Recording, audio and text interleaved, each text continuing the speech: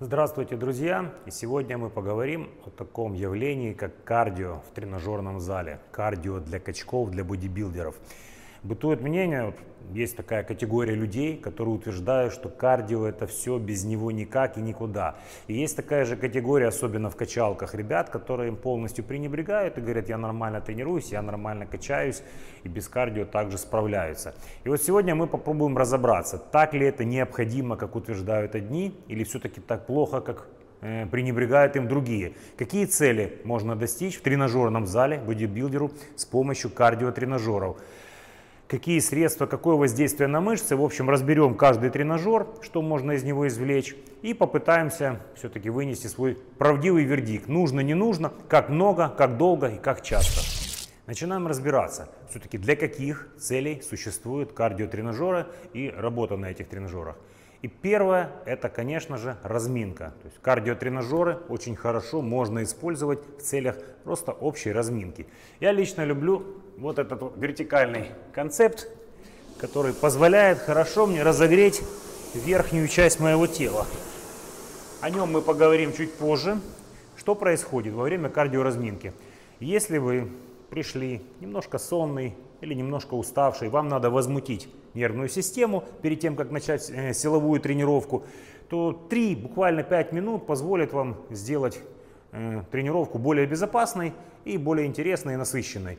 То есть сократит время, вам можно будет меньше махать руками, не знаю, там, меньше делать разминочных подходов, хотя не без них тоже.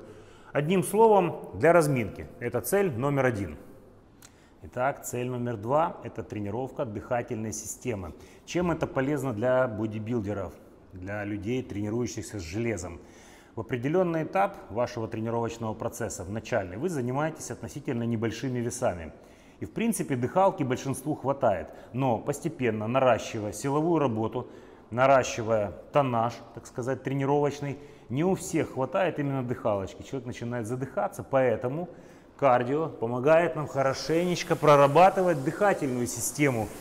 И своего рода развитая дыхалка позволит вам более интенсивно работать в тренажерном зале с весами, выполнять такие сложные комбинации, как суперсет, трисет, круговые тренировки, full body и так далее и тому подобное.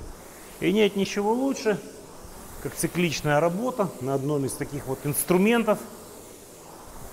Это может быть беговая дорожка, это может быть что угодно.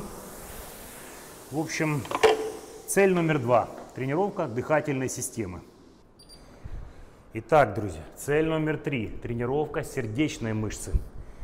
То же самое, что я вам сказал про силовую работу, которая сказывается на вашей дыхательной системе, точно так же и сердце. Если вы качаете тело, у вас увеличивается мышечный объем, мышечная масса, а сердечная мышца остается не тренированная, рано или поздно это может пагубно сказаться на вашем общем самочувствии. Поэтому у вас в организме не должно быть слабых звеньев, и с помощью кардиотренажеров также хорошо в режиме именно непосредственно кардиотренинг, это особая целевая зона пульса, об этом, может, упомянем чуть позже, вы тренируете сердечную мышцу, что также, еще раз говорю, цель номер 3, необходимо и полезно для бодибилдинга, для построения своего тела и работы с железом в тренажерном зале. Следующая цель в нашем списке – это, конечно же, всеми любимая сушка и жиросжигание. Да, на кардиотренажерах можно сушиться, сжигать жирок, естественно, в комплексе с силовыми тренировками. И тем спортсменам, качкам, бодибилдерам, которые ведут малоподвижный образ жизни, например, сидячая работа, офисная, машина, дома диван, телевизор, то есть такое кардио в определенном порядке, в определенной системе, естественно, поможет добиться лучшего рельефа. Следующая цель, которой также не стоит пренебрегать, это кардиозаминка. Во время силовой работы, во время работы с железом мы, конечно же, и повышаем пульс, и повышаем артериальное давление. И после этого сразу все бросить и уйти домой, это будет крайне неправильно. Поэтому сделать кардиозаминку, восстановить работу сердца, восстановить ваш пульс, это очень полезно для здоровья. Тоже очень важная цель, не пренебрегаем ей. И это еще не все, друзья. Также с помощью кардиотренажеров, а как я уже говорил ранее, каждый тренажер – это инструмент. И кардиотренажеры – это такие же инструменты для достижения поставленных задач. Поэтому с помощью этих инструментов можно подгружать циклически определенные целевые зоны мышечные. То есть, например, на орбитреке можно хорошенечко проработать руки и задействовать те волокна мышечные, которые будут отвечать за выносливость. Естественно, для этого мы поднимем нагрузку побольше. Также можно использовать, допустим, степер. Девчонки любят на степере цеплять свои ягодичные мышцы. То есть, помимо железа, можно в таком режиме воздействовать на конкретные целевые зоны вашей мускулатуры. Тоже очень важная, главная, серьезная цель. Теперь, друзья, мы поговорим о каждом кардиотренажере немножечко непосредственно отдельно. И начнем, конечно же, с беговой дорожки, всеми известной и большинством людей любимой. То есть, что это тренажер и с какими целями можно его использовать. Во-первых, дорожка подходит как и для кардиоразминки, и для кардиозаминки, и для циклической проработки мышцы, и для тренировки сердечно-сосудистой, дыхательной системы. То есть, в принципе, тренажер универсальный. Как его использовать?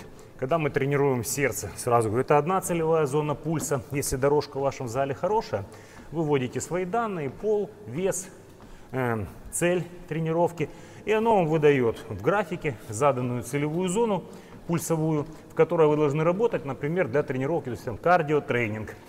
Также можно поставить Fat Burn тренинг, если меню позволяет дорожки. Оно также вам будет задавать, компьютер этого тренажера будет задавать вам необходимую целевую зону пульса, и вы будете работать для жиросжигания. Забегая наперед, скажу, что интенсивность будет меньше, но времени займет это дольше. Также можно, например, поставить угол и делать огромные длинные шаги, тем самым помочь себе подтянуть бедро, ягодичную, тоже можно поработать. В общем, тренажер хороший и отвечает, в принципе, за выполнение всех целей, которые вы можете поставить. Что еще можно добавить? Кардиозаминка также восстанавливает давление хорошо. Есть люди, которые действительно после работы с железом страдают от скачков давления. Даже в середине тренировки можно использовать беговую дорожку для восстановления и стабилизации давления. Это важно для качков, для бодибилдеров, вообще для людей, которые занимаются железом, даже для пауэрлифтеров.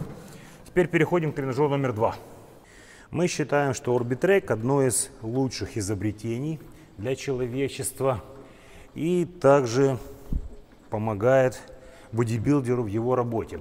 Во-первых, отсутствует ударная нагрузка на коленный сустав, в отличие от беговой дорожки, особенно когда человек бежит. То есть работа считается такая более щадящая, имитирует ходьбу по мокрому снегу или по песку. Во-вторых, большой диапазон возможностей. Можно работать всем телом. Есть тренажеры, которые меняют угол наклона рампы. Есть тренажеры, вот как наш, который в принципе меняет траекторию движения. Все зависит от возможностей вашего клуба купить тот или иной образец. Поэтому тренажер максимально хорош, подходит и для работы циклической на мышце, и для разминки.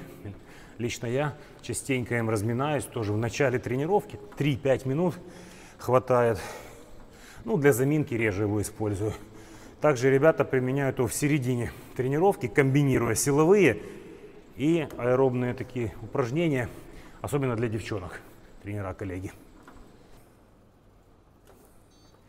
Велотренажер горизонтальный. Очень хорошая штука, классическая, подходит многим людям. Лично я люблю на нем разминать ноги перед тренировкой ног. То есть сидишь себе, последние смс-ки всем отправил, задал хорошую нагрузочку и прокачиваешь, наливаешь кровью квадрицепсы, разминаешь коленные суставы. Лично мое. Также очень хорошо подходит людям с проблемной поясницей. Сел, спинку тренажера, она регулируется вперед-назад, подрегулировал, и какая-никакая работа. Также очень хорошо подходит людям с излишним весом, которые не могут ходить на дорожке, вообще долго находиться в вертикальном положении. Для начала тренировочного процесса очень хорошо подходит этим людям. Хоть какую-то работу задать, разгрузить ноги. В отличие от вертикального велосипеда, здесь нагрузка на те же вены, на суставы будет гораздо меньше, даже чем на вертикальном обычном велотренажере. Поэтому тренажер действительно значимый, несмотря на то, что, как говорится, куда уже изобретать велосипед. Но он действительно нужен в каждом зале. Конечно же, друзья, не обойдем вниманием такую новинку, относительно новинку на рынке фитнеса, как гребной тренажер, как вертикальный, так и горизонтальный. Очень, так как я уже сказал, люблю разминать на нем руки. Очень хорошо цепляется живот, ягодичный, то есть весь торс особенно актуален, вот если я не хочу ногами работать, как на орбике, на дорожке, но мне надо подготовить тело к разминке, к силовой работе, например, к тренировке плечевого пояса. Очень хорошо подходит. Буквально 3-4 минуты и, в принципе, готов. Также ребята, которые полюбляют функциональный тренинг, и я своим подопечным даю, в этом зале особенно, комбинируем силовую работу с вот такой вот аэробной нагрузкой в течение 2-3 минут. Поэтому хорошо включает, как я уже говорил, те волокна, которые у нас именно отвечают за выносливость. Налив потом руки идет уже капитальный. Если вы качаете бицепс, например, подключаете нечто подобное. Далее перейдем к его собрату. Концепт 2. Горизонтальная гребная тяга. Или гребля, как его называют. Здесь есть несколько техник. Одни ездят только ногами. Я же люблю прорабатывать все тело, особенно спину, подключая ноги меньше. Это уже на любителя. То есть кто-то кричит, что это кроссфит-тренажеры, но я так не считаю, это просто кардиотренажеры. А кто их где использует, кто для гребли, кто для кроссфита, в принципе, это не важно. Главное то, что тело включается именно в этих двух станках максимально, особенно в этой гребле. Ноги, спина, верхний массив спины, бицепсы, все работает при желании. И нагрузка регулируется. Поэтому тренажер хороший. В каждом уважающем зале себя сейчас, я вижу, они есть. И занимают свое достойное место в рынке фитнес-услуг. Ну, третий тренажер, Airbike или Эхобайк, как он называется. Штука хорошая, особенно летом. Вентилятор просто классный. Лично я его использую редко, как смотрю, кстати, и большинство людей. В принципе, не знаю, в чем феномен, но как вертикальный обычный велотренажер, так и этот используют меньше всего. Поэтому мы его поставили на последнее место. Не потому, что он нам не нравится или нравится, но по, как говорится, запросу обывателей этот тренажер, как и вертикальный велотренажер, меньше всего востребованы. Такую же картину я наблюдал и в других залах. Почему, не знаю. Мне, например, давит, неудобно сидеть на нем долго. Но я его использую, о чем мы потом скажем, в своих связках также. Есть, хороший. Стоит недорого, это один из его плюсов, занимает мало места. Поэтому, кому надо, пользуйтесь. Теперь, друзья, пришло время подвести небольшой итог нашего выпуска. Как же все-таки часто и как сильно использовать эти тренажеры в тренировках бодибилдеров, в тренировках в тренажерном зале, вообще для людей, которые любят тренинг с отягощениями. Ну, как мы уже сказали, первый вариант — это использовать в качестве кардиоразминки. Сколько это нужно делать? Кому-то надо 3 минуты, кому-то нужно 5 минут. Все зависит от того, как быстро от конкретного тренажера ваша центральная нервная система возмутится, как быстро у вас налаживаются нейромышечные связи. Поэтому, в принципе, в среднем для хорошей интенсивной разминки большинству людей там 3, 5, 7 минут хватает. Если вы сделаете слишком много, возможно, у некоторых не хватит сил потом. Ну, минимум 3 минуты, то, что делаю я, максимум 10 минут, которые делаю. Следующий вариант можно делать в конце тренировки, как я уже сказал, для восстановления дыхания, для восстановления давления и вашего пульса. Сколько там, наверное, будет подольше. Если вы хорошую силовую провели, интенсивность будет меньше кардиозаминки, поэтому делать ее надо будет минимум 10 минут. Это так, чтобы, как показывает практика, ваш пульс действительно снизился и давление немножечко устаканилось. Минимум 10, максимум, ну, кого-то 15, но больше 20 минут не рекомендуем. Иначе ваша тренировка получится слишком растянутая, разминка, основная силовая заминка. Все это подойдет уже ближе к 2 часам, а вам уже пора кушать и восстанавливаться и отдыхать. Следующий вариант, допустим, кстати, тоже очень люблю. Я делаю отдельную кардиосессию. Раз в неделю, например. То есть кардиоразминки, да, 2-3 минуты, о том, о чем я говорил. Это нормально перед тренировкой. Заминки, ну, когда делаю, когда нет, действительно, честно скажу, редко. Хотя своих подопечных заставляю, особенно женщин, особенно тех, кто хочет похудеть. Но вот теперь вопрос о том, как качать сердечную мышцу, она нам нужна, как худеть. Для этого надо действительно выделять время. Время это начинается минимум от 20 до 40 минут. Это будет тот эффективный тайминг, который позволит вам добиться той цели. Либо это жиросжигание, либо тренировка сердечно-сосудистой системы, дыхательного аппарата. И не каждую тренировку это возможно сделать. Но во многих залах, как и в нашем, абонемент безлимитный, поэтому можно прийти в отдельный день и с настроем именно на кардио сделать такую работу. Лично я люблю, идемте покажем, комбинировать все тренажеры. Я человек ленивый, и находиться на одном тренажере долго мне просто невыносимо. Я делаю 2 минуты вертикальной гребной тяги, 2 минуты горизонтальной гребной тяги и 2 минуты этого велосипеда. Тело возмущается так, что, казалось бы, 6 минут. На максимальных нагрузках, сразу скажу, вот здесь у нас регулировочка такая снизу, и вот есть десяточка. Покажи, Дим, шкалу от 1 до 10. Поэтому я, чтобы, как я уже сказал, не затягивать это в долгий ящик, делаю все 3 подхода по 2 минуты на максимальной нагрузке. И уже потом поднимаюсь на беговую дорожку, и там делаю тоже несколько видов работ. И ходьба в гору, и ходьба приставным шагом, и задом наперед, и легкие пробежки. Для чего? Чтобы все возможные аспекты задействовать. В итоге у меня получается кардиосессия 25-30 минут. И в эту же тренировку очень хорошо добавляется стретчинг, растяжка. Мы об этом снимем отдельный выпуск. Кстати, напишите, если вам будет интересно. Пригласим тоже нашу гостью, которая поможет нам с растяжками для бодибилдеров поразбираться. То есть, таким образом, получается, раз в недельку вы собрались, вроде бы и не утомились, и не помешали силовым тренировкам. Вы скажете, не у каждого есть возможность выделить отдельный день на кардиосессию. Да, возможно. Тогда вам надо разбить ее минимум на 2 части. То есть не делать после силовой тренировки или до силовой тренировки долгую. Можно пару раз в неделю сделать. В идеале, конечно, 3 силовых, 2 кардио, например, или 5 силовых, сколько у вас, 1 кардио. Но если не получается, тогда делайте, да, конечно, делайте в конце тренировки, наверное, больше, чем в начале. Учитывайте объем силовой работы, чтобы у вас хватило сил на адекватную, например, работу для жиросжигания. Учитывайте мышцы, которые тренируете. Если вы качали ноги, то велотренажер в конце, а вы хотите накачать такие ноги, вам не совсем зайдет. Возможно, вам лучше подойдет или орбик, или та же вертикальная гребная тяга. То есть эти все моменты можно учитывать. И разбивать уже, дробить, конечно же, это все индивидуально. Так как и набор кардиооборудования. Есть наверняка много еще образцов, такие как Versa Climber, например, лестница очень мне нравится, но она очень дорогая, я не видел ее вживую, реально ни в одном клубе, только в каталогах. Есть обалденные станции Avanti, которые сочетают и силовую работу, и аэробную. Это все новинки, и пока что трудно их где-то найти, чтобы вам показать.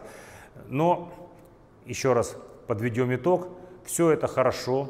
Все это полезно, все это дополняет силовой тренинг, поэтому для тех, кто говорит, что это нужно обязательно и в большом количестве, не обязательно и не в большом, но основной позыв тем, кто этим пренебрегает. Особенно в молодости ребята часто, имея энергетика хорошая, прет, хочется сразу в зал улететь и лечь под штангу, но потом в возрасте это скажется, особенно на работе сердца. Поэтому хотя бы небольшую разминочку делайте. То есть всем рекомендуем. Всем желаем здоровья и ставьте лайки, подписывайтесь, присылайте свои вопросы, замечания, ответы, темы интересные. Все, всегда с вами Masters of Body.